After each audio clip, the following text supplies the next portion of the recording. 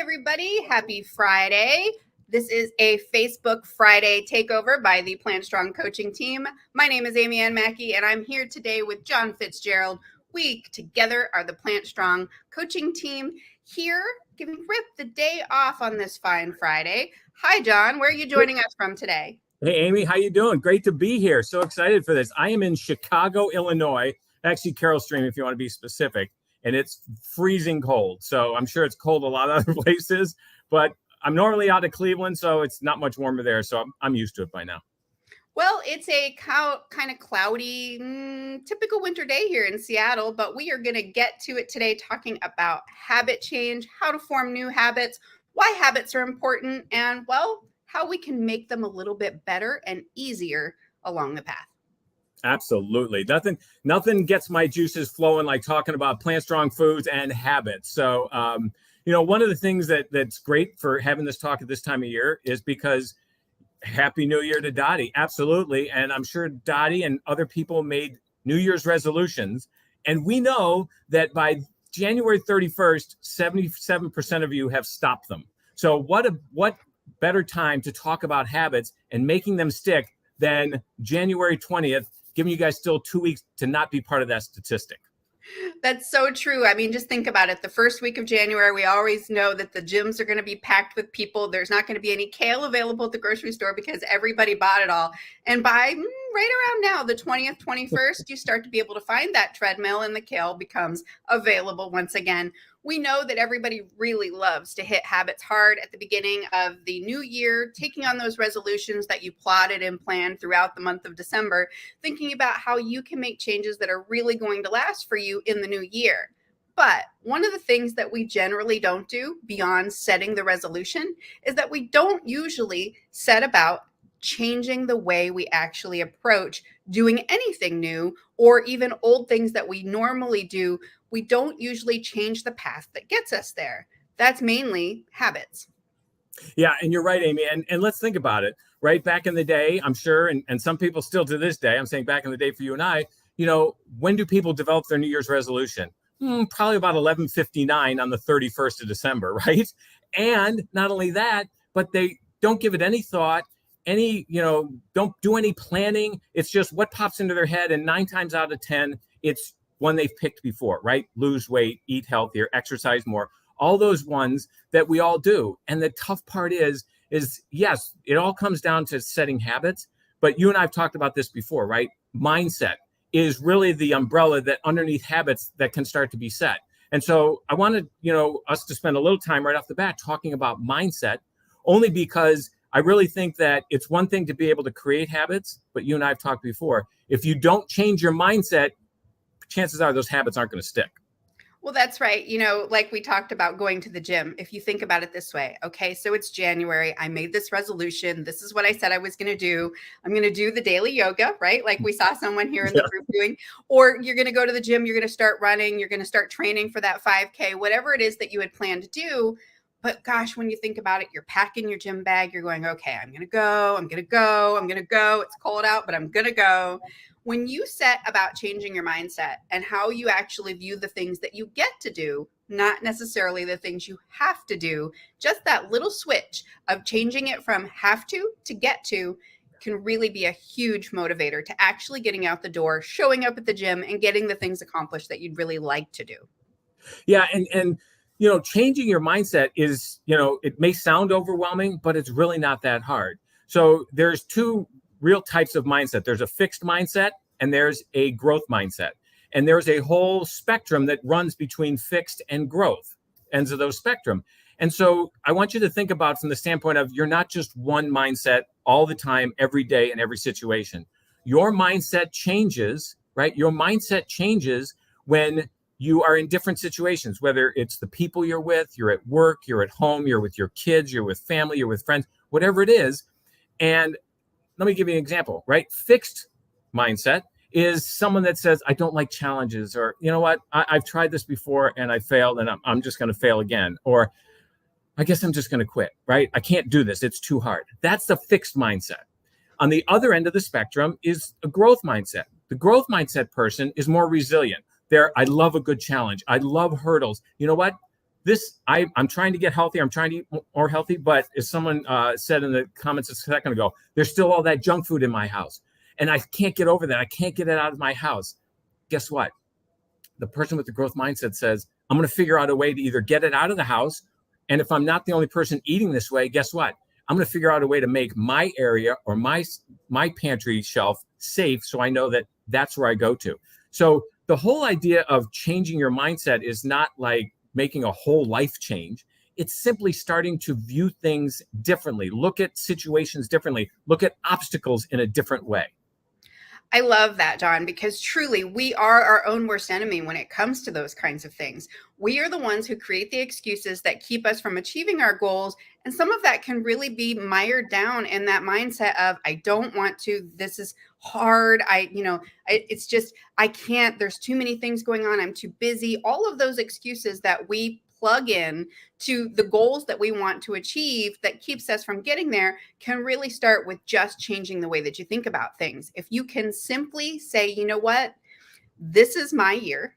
I deserve the wellness and the mindfulness that I am going to practice this year that is really going to help me get to my goals. But not only that, just make me feel better about all of the things that I'm doing on a daily basis, simply by changing the way I think about the time it takes for me to be healthy, whether that is getting in your fitness or doing your meal prep, or even taking that time out for yourself when you really just need to unplug.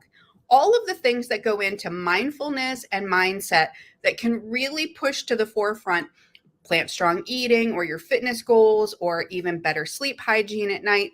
All of those things can really be shifted by a simple mindset shift.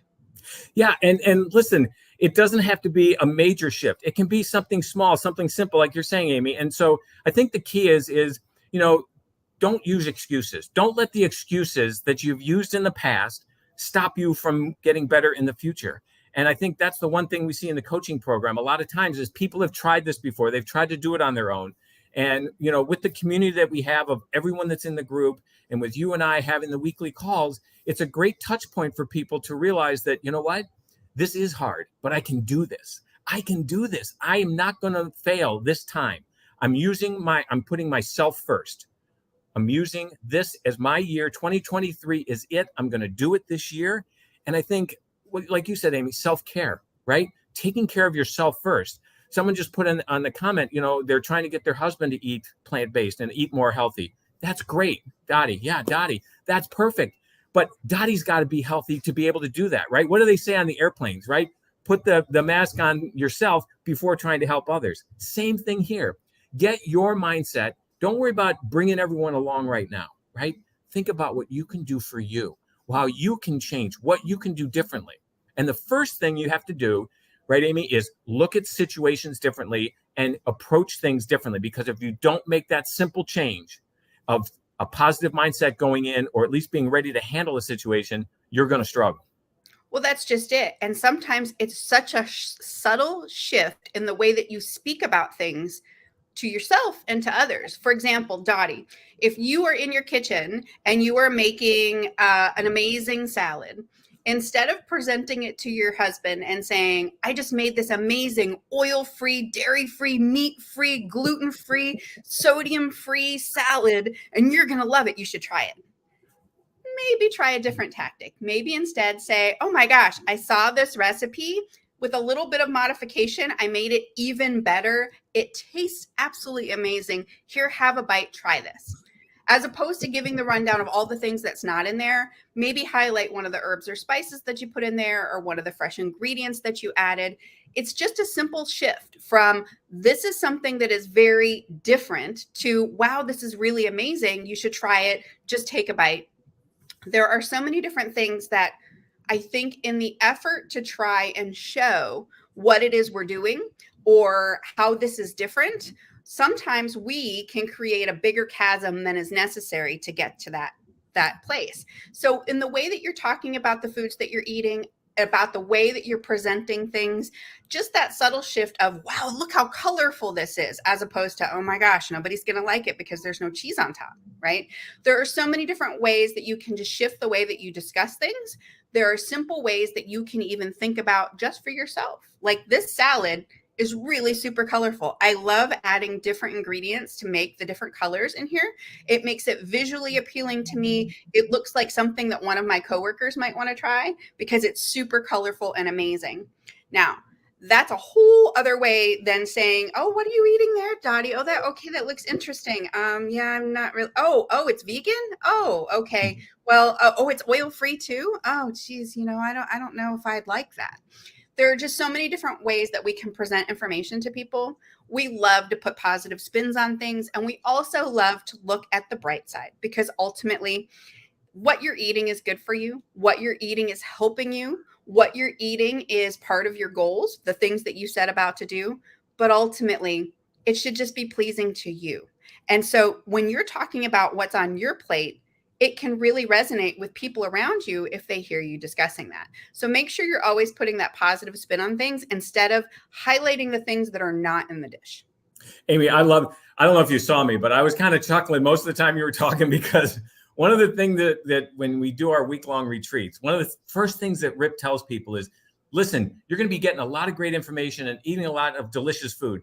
Do not pick up the phone and call back to your house that's still eating the standard American diet and tell them, as soon as I get home, everything's getting thrown out and we're starting fresh. Do not do that. And it's so funny because right, that people want to do that, right? They feel energized. And part of it is they're excited for what they're doing and something new. But the other part is like, hey, listen, I know I'm getting all these healthy benefits from eating this way. I want to share it with my loved ones. I want to share it with my friends. I want to tell the world. But a lot of times the world may not be ready, right? And so the other thing I love that you said is it's how you talk to yourself, right? If talking harshly to yourself and talking at yourself, when you're angry and like, oh, I'm so stupid, I'm so dumb, if that worked, we wouldn't have the problem anymore because it would have worked for all of us. It doesn't work. We know, and we'll talk a little bit about it when we get into the habits, we know that talking positive to yourself, reinforcing the good habits that you're starting is so, so important, and giving your brain that positive feedback. Your brain strives for feedback, good, bad, or indifferent. It strives for feedback. So you can choose, right? With a fixed mindset, you can choose to give your brain negative feedback. I'm a quitter. I never get this right. I can't do this. Oh, you know what? This is too hard. Your brain's going to listen to you. If you say it's too hard to eat plant-based, your brain will find a way to make it too hard to eat plant-based. It's pure science. It's brain science. So look at it differently. Start talking to yourself in a positive light. I can do this. I can reach my goals. The next thing, resiliency, right? Be resilient. Because Amy, how long have you been doing this, Amy, eating plant-based? 11 years this year. 11 years. Way to go. I'm 8 years. And I will tell you this, it gets easier, but there's still cravings. There's still hurdles. There's still struggles that we, even as coaches who are out there spreading the word, we come up against that. And you know why? It's because we're human. We have these cravings. We have these moments where we might be tired or hangry or we haven't eaten in a long time. And there's something quick and easy and it's right there. And we know we shouldn't, but because of all those reasons I just listed, we might give in. And so there's always those struggles and those hurdles. There's always going to be that missed day at the gym or that, oh, I don't have the greens in my refrigerator. What am I going to do? But the key is get up, dust yourself off, pat yourself on the back and say, John, it's okay. It's all right. It was a little dalliance that we shouldn't have taken. And there's no sense beating yourself up about it because it happened. The past is the past. Move on. And so, Amy, we talk about it again a lot in the coaching program and how resiliency and being able to talk to yourself in a positive manner is so important when making any type of lifestyle change. Well, I just love what Bernadette said.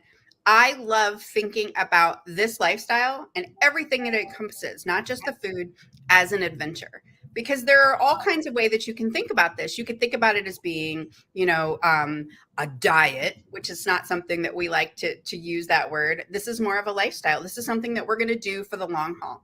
But thinking about it as an adventure, think about all the new things that you can learn, all the new foods that you get to try, all of the new combinations of herbs and spices and things of that nature that land on your plate that you're truly going to enjoy. Whether it is going to branch off into you creating a garden so you can grow your own vegetables, or maybe even just a herb garden on your windowsill. Maybe you take a cooking class, or maybe you start a new fitness course. Maybe you start a new hobby that brings joy into your life. Maybe you reach out to a new circle of friends. There are so many different things that this lifestyle can truly bring to you. It's really easy to move past the idea of restriction or things you're not going to have anymore or all of those different things. It's truly about how you're looking forward. And I can't think of a better word than adventure. Yeah. Oh no, this is an adventure. I can tell you, I very well remember when I first made this switch over. It's you shop differently, you read boxes differently, you do things differently. You have to start thinking differently, and there's nothing wrong with that, right? There's nothing wrong with approaching life differently. And if you think about it, right, you do eat plant-based food. Even if you eat the standard American diet, you do eat plant-based food. There's really no way around it, right? You eat, let's go worst case scenario, right? Deep fried potatoes. Potatoes are plant-based. Your bacon cheeseburger with lettuce and tomato on top, right? So it's there. It's just not in the right proportion. And so I think the next thing to think about with mindset is say yes, right? Say yes to new flavors, new combinations of foods. Say yes to adventure, like Amy said. Be curious, put your thoughts together and say, listen, how can I make this differently? I know when I started, there wasn't a lot of information on how to go plant-based. And I'm sure when Amy did it 4 years before me, there was even less. So it can be done. There's so much information out there. There's a Plant Strong Facebook community where, there's lots of people all either doing this lifestyle or trying to do this lifestyle. And it's a great resource because I think the biggest thing is when we make a mindset change like this or a lifestyle change, we feel like we're all alone. We feel like we're the only ones doing this. Like, oh my God, I don't know anyone else that eats this way. How am I going to do this? It's going to be so hard. And I just want you to say, it's okay, right? I'm going to eat healthy. I'm going to do what I'm going to do for myself because that's self-care. And so say yes to new flavors, say yes to doing things differently and thinking differently, and you will be amazed at the different flavor profiles that are out there that you have not even thought about, considered, or even knew about until you started looking into it. Well, that's right. And if you are the only person in your household that's doing this, if you don't know anybody else in your community that's also plant-based, it can be kind of a struggle. Just having somebody to ask questions to, what do I do with this thing? Or I've got an eggplant in my CSA box and I don't know what to do with it. There are so many questions that can come up along the way. That's what I love so much about our community. I have never, ever experienced how much support and genuine enthusiasm for sharing information as you'll find in our Plant Strong community. Honestly, there are some super pro experts that are in there that are amazing at answering questions, things that are tried and true. They've lived it. They've been doing it for years in there to answer those questions, whether it's about what do I feed my teenagers or how do I deal with travel? What do I do if I'm going on a plane? How do I do this if I'm gluten-free? Or how do I do this if I'm following a different plan because I have different health issues? There are so many different questions along the way. That's one of the things that I really love about the Plant Strong community, but not just that. The collective gathering of support and cheerleaders to help root you on towards your goals is really invaluable. I personally love my Tuesday nights when we're on coaching calls and we get to see everybody in the coaching program that joins us for the live calls and to see the successes and to see the hurdles and things that they're overcoming and the different problem solving and the different ways they're using the tools that we provide in the coaching program to actually help them really overcome that next hurdle that's standing in front of them. It's just such a joyous part of what I get to do. I love seeing people come together to really put tools to work to help them be better in their daily life and working towards their goals. That's absolutely right, Amy. And the community is top notch. It's just a wonderful, supportive group. And someone asked about one-on-one coaching. And I just want to answer this. Both Amy and I have done and do one-on-one coaching. But you know what? We don't do it as much anymore because we love the group coaching aspect. And I'll speak for myself. What I love about the group coaching aspect is when you do one-on-one coaching, that person thinks that their problems are unique, right? And you as a coach are trying to convince them that you're not an oddball. You're not the only person trying to make this change. And what you realize with the group coaching is that you're in this with other people. Other people are having the same issues, the same excuses, the same hurdles that you're experiencing. And the best part is some of them have already gotten past that hurdle. And what an amazing resource, right? That you have in this community where someone can say, hey, listen, I used to struggle with, getting past chocolate. I used to struggle getting past ice cream, whatever it is, right? I can't get into a habit of exercising regularly. Someone in the group, I can guarantee you, has had that same issue, and not just one. And so you're getting all that support. So group coaching, to me, unless you have a very specific health problem, that's a different story. For 99% of the people, you cannot beat, in my opinion, the group coaching that we do, or any type of group coaching, because you don't feel alone. You don't feel different. You realize that other people are on the same path. So, Amy, let's talk about habits, right? So one of the tough things to do when you start a new habit is people try to do it all at once. And I am a certified, yeah, right, exactly. You and me both. So I'm a certified Tiny Habits coach, which means I've been through training with BJ Fogg, who wrote the book Tiny Habits. I cannot recommend it highly enough as the top habits book available. I know others on the market get a little more promo, but I can tell you the Tiny Habits method is unbeatable when it comes to changing your habits. And the first thing that he does is he breaks it down in 3 simple things. Number 1, right? Keep it small. Keep it small. We'll go into a little detail here. Keep it small. Number 2, make it simple. And number 3, make it something you want to do. Those are the 3 things to starting a habit. So I'll start off with the first one, Amy. We'll talk about making it small, right? So to be a couch potato and say, I want to get in the habit of running 5 miles every day is probably not going to happen. I can tell you from experience, it's probably not going to happen. So what BJ Fogg recommends is he says, get in the habit of a very small habit. So the example he always uses is floss 1 tooth, right? Now, no one's going to floss 1 tooth, but if you think about it mentally, if all you have to do is floss 1 tooth to be successful in creating that habit, right, Amy, you're going to be able to do that habit. Well, that's just it. So maybe it is lace up your running shoes. Maybe that is your first teeny tiny little habit that you're going to put to play. And if that just doesn't seem enough to you, okay, I really want to run the 5 miles, but I'm going to start with walking around the block. Mm-hmm. Once I get out there and I have walked around the block, I can decide what comes next. I can keep going. I can pick up my pace. I can turn around and go home. But that's going to be my goal, is just walking around the block. And then I'm going to see where that takes me.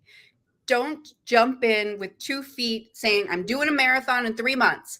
Please don't do that. Let's set yourself up for success, whether this is about fitness or maybe it's something as simple as, I really want to do this plant strong thing, but I don't think I'm quite ready to jump in with 2 feet yet. So instead, I'm just going to add more fruits and vegetables to my day. That's a great place to start.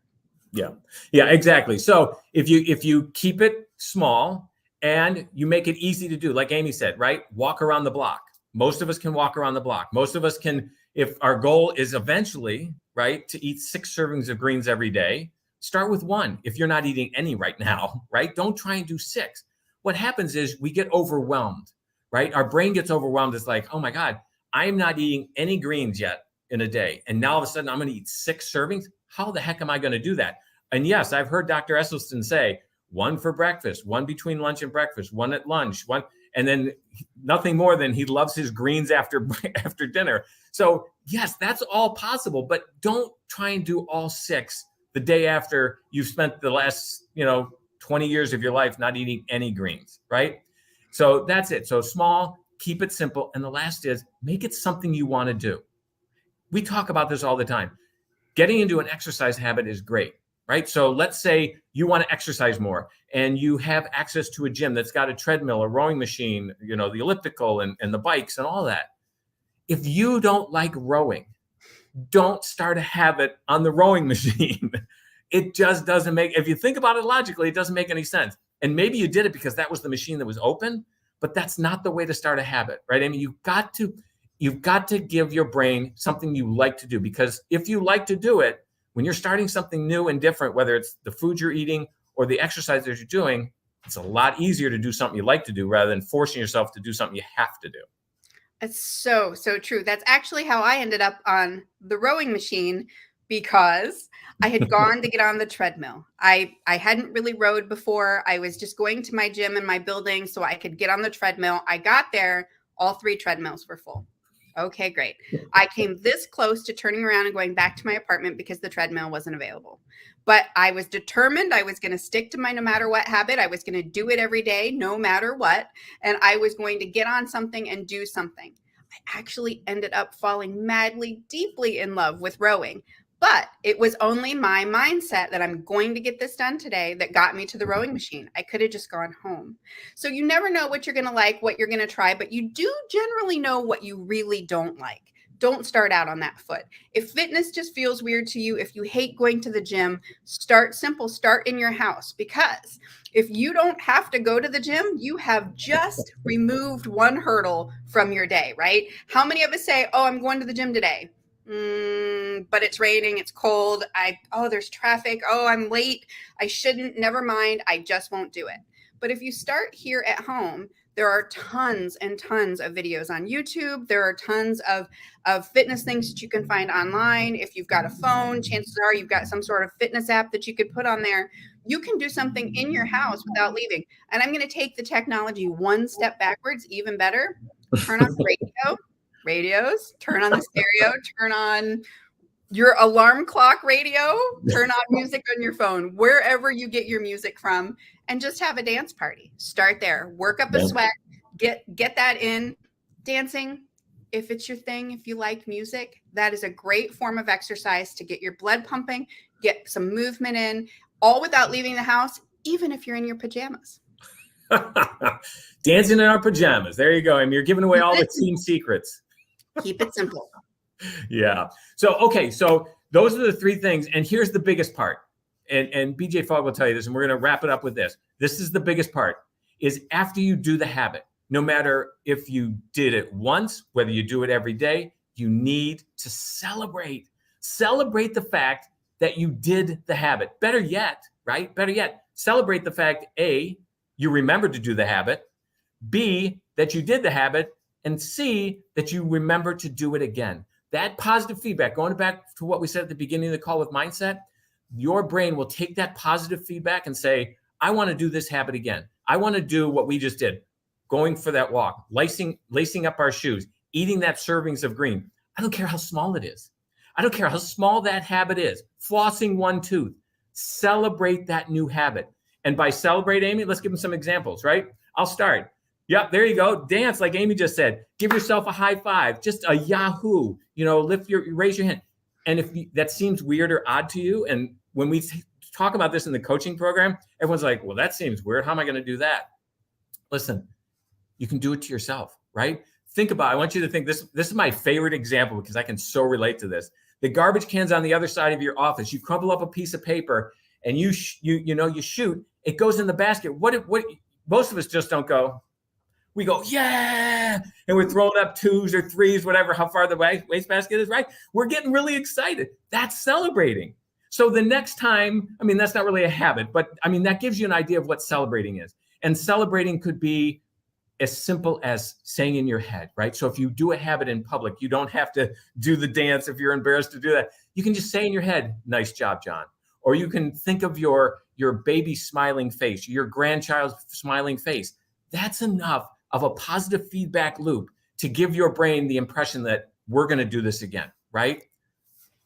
And if you think about it, I know that might seem odd, but if you've ever tripped over a certain spot on the sidewalk, or you've ever burnt yourself in the kitchen, your brain immediately says, whoa, what was that? That's not good. Right. Don't do that again.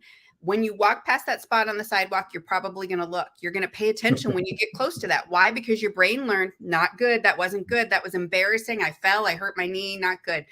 Burnt my hand, whatever it is. Your brain learns really quickly from that emotional response. Whether you tripped and fell or you burnt your hand, your brain learns really fast. It's the same way for celebrating. If you celebrate that moment that you actually did the thing, your brain says, hey, tomorrow won't be as hard to do the new thing because that was good. My brain liked that. I celebrated. Yeah, exactly. So, hey, Bess, would you mind throwing up that last comment again from Rosalie? I just want to say, Rosalie, I love the first part. I love the second part. I'm going to say something about the third part. I just want you guys to know, Rosalie is not a setup. She's not a straight person. But that's mindset right there in that sentence. Well, that two sentences, that's mindset.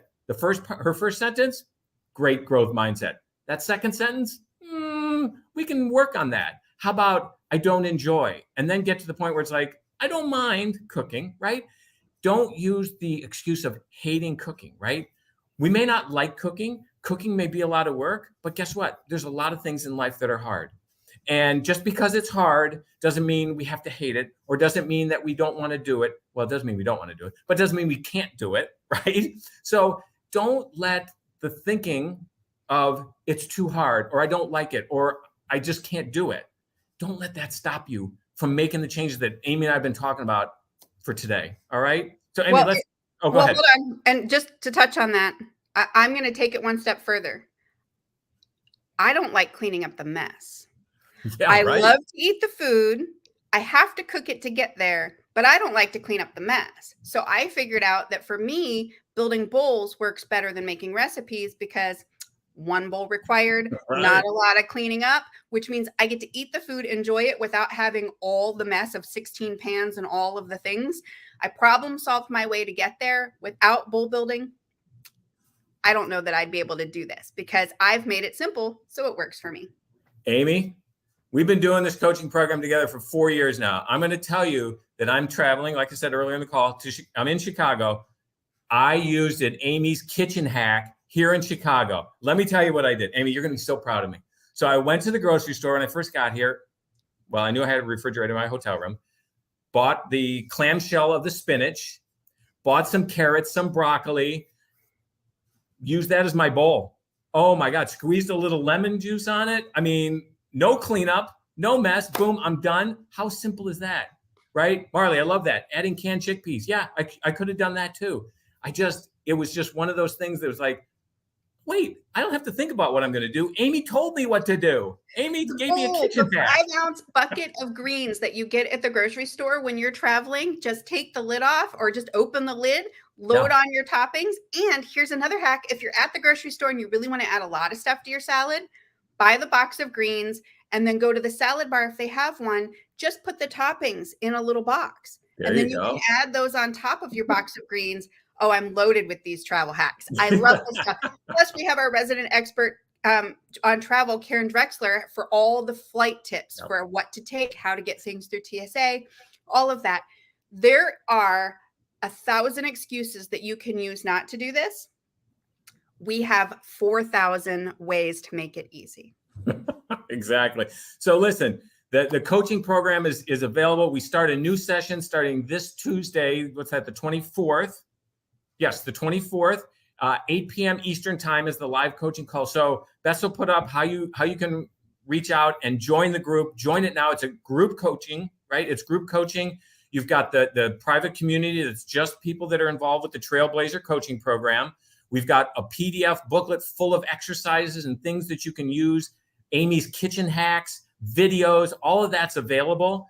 And you get a weekly, not a monthly, not a Q&A session every now and then. You get actual live content from Amy and I every single week, not to mention all the amazing guest coaches that we have join us. Karen Drexler, Kristen Turner, Lacey Gibson, and I'm forgetting one. Adam Sudd. How can I forget Adam Sudd? Oh my gosh, I'm going to get in trouble for that one. But anyway, we have a lot of great guest coaches come on and talk about what their expertise is in.